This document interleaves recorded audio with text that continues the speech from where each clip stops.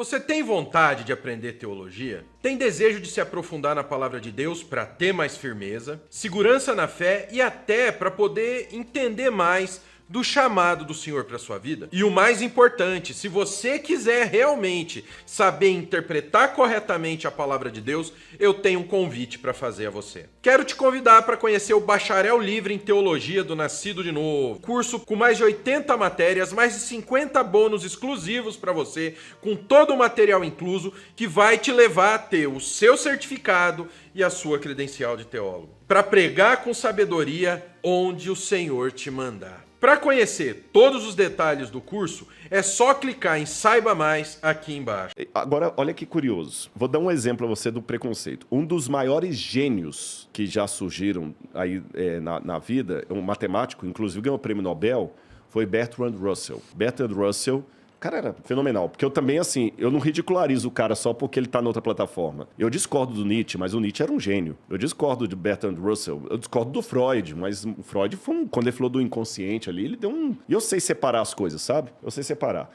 Se aqui tivesse uma coxinha de carne de porco, eu não ia comer, mas eu não vou agora demonizar a sua coxinha. Eu tiro aquela e como essa aqui, beleza? O Bertrand Russell, pra matemática, ele realmente fez um... Mas ele era ateu. E ele escreveu um livro, Why I'm Not a Christian, porque eu não sou um cristão. E ele dizia, mas ele era ferino contra a fé, contra a religião e com argumentos, porque o cara era, pô. Aí ele pegou e escreveu, o único homem que a gente deveria valorizar seria Pitágoras. O mundo deveria reverenciar Pitágoras e não Jesus. Porque Jesus é um mito, Pitágoras deixou um legado.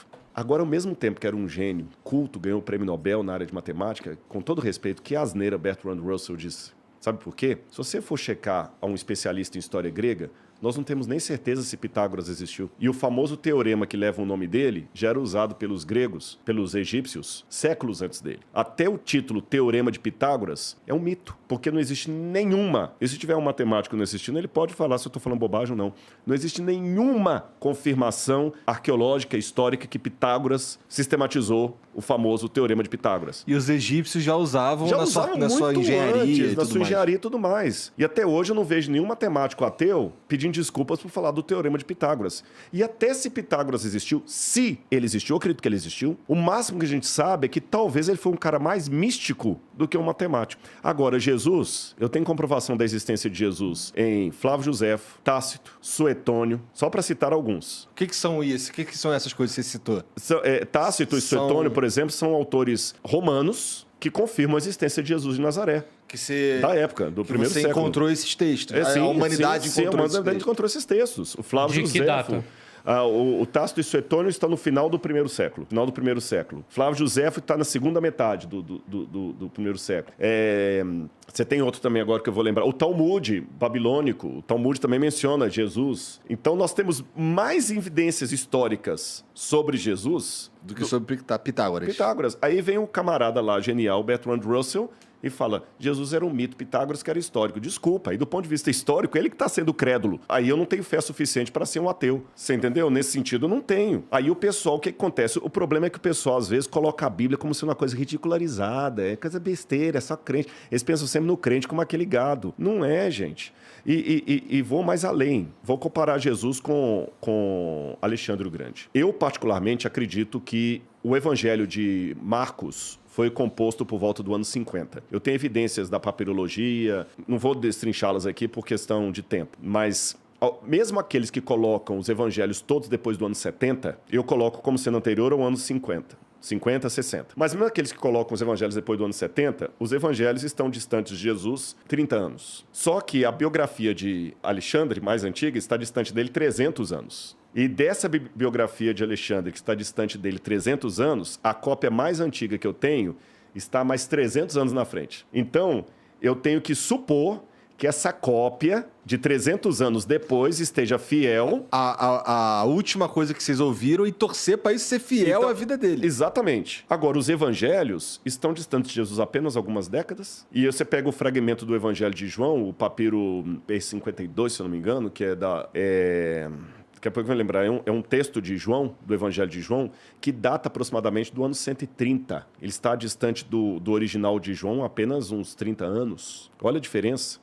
Nossa, a gente fugiu agora. O nome do papel é o A gente tem um nome, acho que é o P52, se não me engano. A gente data, coloca o Johns Highlands, é o nome vulgar dele é Johns Highlands, porque ele está na biblioteca de Johns Highlands, mas ele tem o número técnico dele. Aí você pega, vou dar um último exemplo para vocês aqui. Eu tô contando tudo isso porque a galera que está assistindo não imagina que o lado da crença tem todo esse academicismo que eu tô apresentando. Eu não imaginava.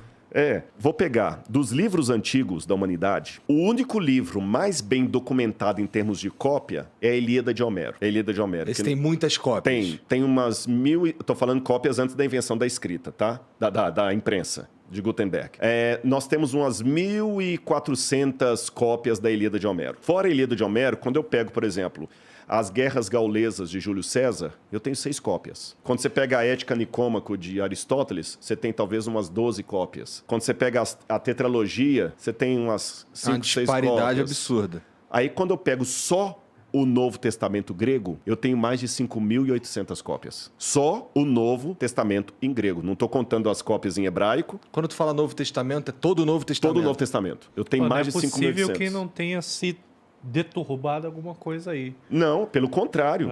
Quanto maior o número de cópias, é o inverso. Quanto maior o número de cópias, maior é a chance de eu saber como era o original. Nossa, que curioso.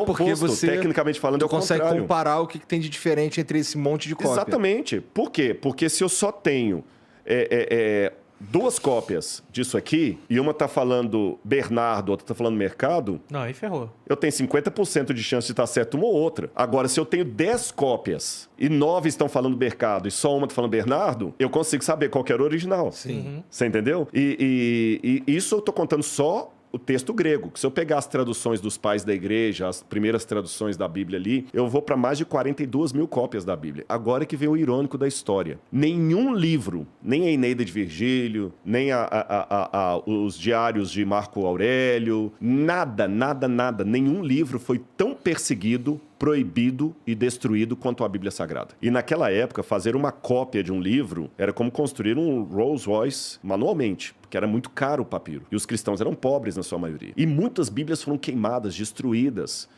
Na época de Diocleciano, por exemplo, ele mandou queimar todas as Bíblias. E mesmo quando o catolicismo teve a sua hegemonia na Europa, havia um cânon, por exemplo, eu vou lembrar qual é o nome do Papa aqui, que ele proibia os cristãos de terem Bíblias. E Bíblias eram queimadas a rodo. Nenhum livro foi tão queimado. Agora, olha o contraste da história. A Bíblia foi o livro mais queimado, mais destruído, mais proscrito, mais proibido, e é o livro que deixou a maior quantidade de cópias manuscritas. Os livros que não eram proibidos não foram tão bem preservados. Mas isso se dá a importância da Bíblia. A Bíblia, o poder da palavra está ali.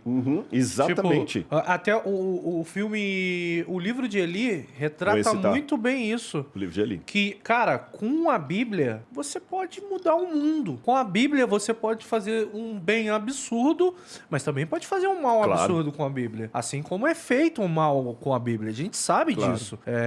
Tem pessoas que usam a Bíblia para ganho próprio. Desde a criação da Bíblia, eu acredito que a Bíblia foi perseguida por causa disso. Era um livro perigoso. Era um livro muito perigoso. Que eu pergunto aos meus colegas que não aceitam, que não acreditam na fé. Se a Bíblia é um livro tão ridículo como muitos colocam, e tem pontos complicados na Bíblia, vocês sabem que tem. Por que ela foi tão ameaçadora? Cara, você chegar e falar que a Bíblia não é um livro ridículo, você não sabe o que é a Bíblia, você não leu. Eu não tô dizendo que li a Bíblia, eu li passagens da Bíblia.